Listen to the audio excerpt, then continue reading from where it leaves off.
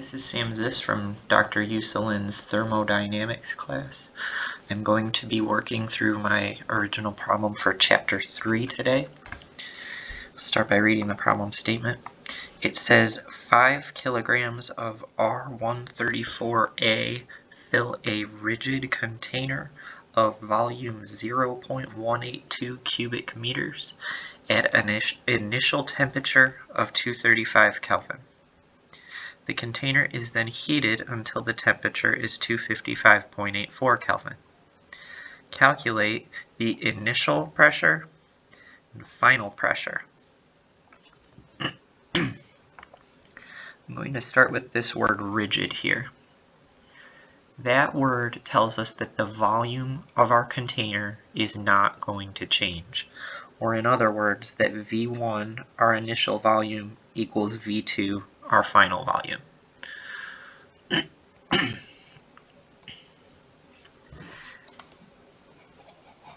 They tell us that our material is R134A. That tells us that we're going to be working, at least initially, with table A11. And the reason for this is that that is the table that corresponds to refrigerant 134A. The next piece that I'm going to look at is the specific volume.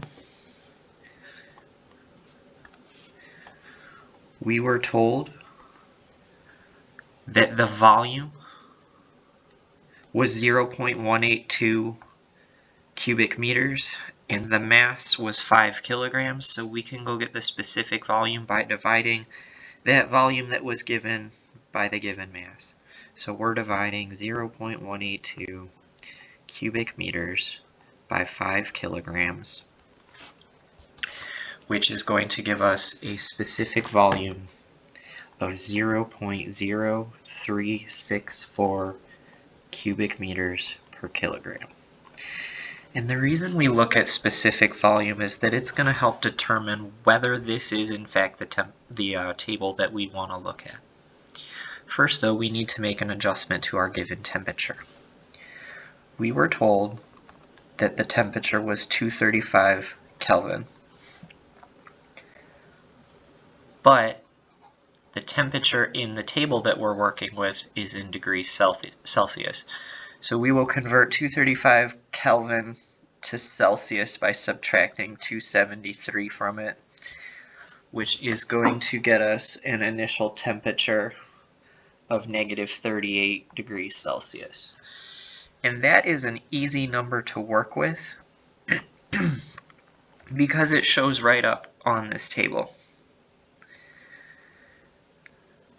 Going back to that specific volume, we found a specific volume of 0.0364, and we're going to compare that against these specific volumes that correspond to negative 38 degrees Celsius for saturated liquid and saturated vapor. We find here that the specific volume that we calculated falls between those two values, which means we do have a saturated refrigerant. If it had turned out that this specific volume was greater than the 0.32732, that would mean that our material was superheated, and we would need to go find that corresponding table for superheated refrigerants. Okay, so again, the reason that this temperature was so nice to work with is that negative 38 shows right up in the table. We've confirmed that we are in the right table, so we just go ahead and grab that given pressure right there and say that our initial pressure is 56.86 kilopascals, and we have now completed the first part of the problem.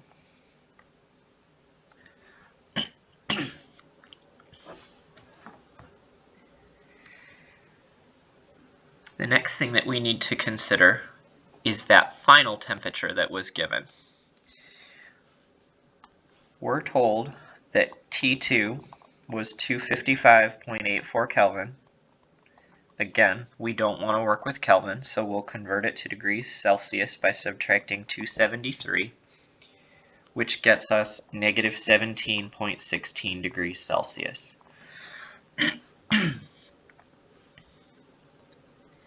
This value is not as easy to work with as the negative 38 was, because I see a negative 18 and I see a negative 16, but I don't exactly see negative 17.16.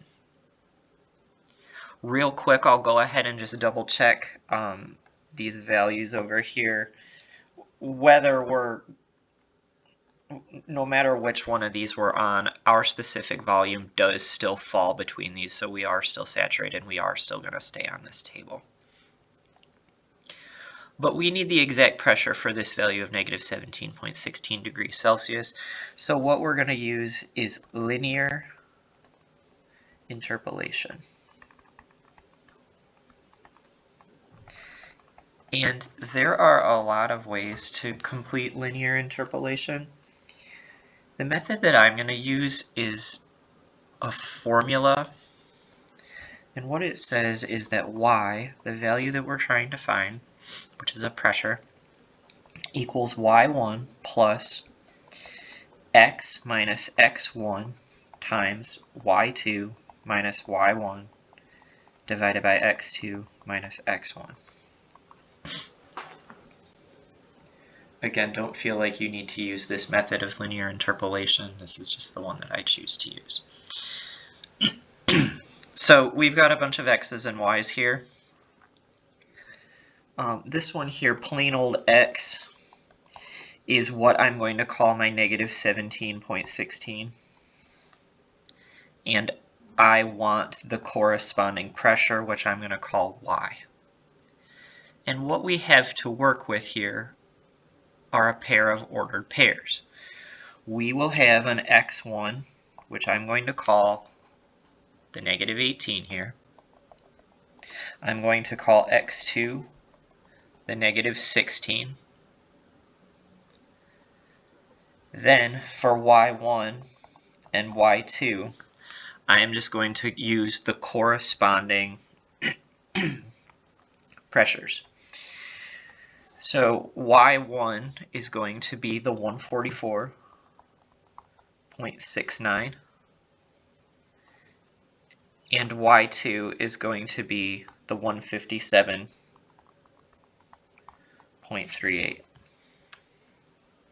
We have all our pieces here, so we just plug each of these into that equation for linear interpolation. We will calculate that y equals, our y1 was 144.69 plus our x was negative 17.16 minus our x1 was negative 18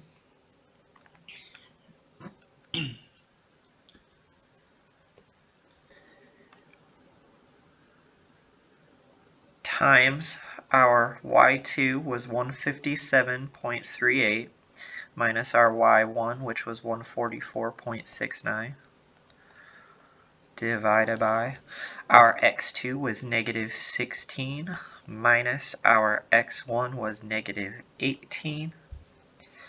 And when we calculate all of that, we will get our y value, which is really actually our final pressure value, to be 150 kilopascals. And that is our final answer. Thank you very much for watching.